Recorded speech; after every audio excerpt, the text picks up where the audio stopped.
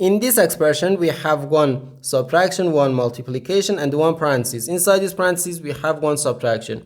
Here we have a multiplication because in mathematics, when a number is placed next to parentheses, it means multiplication.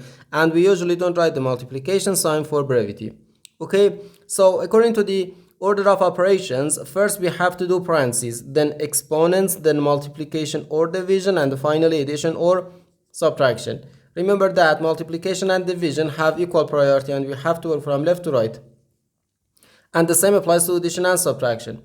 So here, first we have to do this parentheses, then this multiplication, and finally this subtraction. Okay, so first this parentheses. Inside this parentheses, we have 9 minus 5, which gives us 4.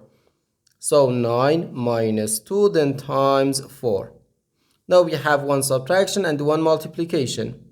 According to the PEMDAS, multiplication has higher priority than subtraction because multiplication comes before subtraction.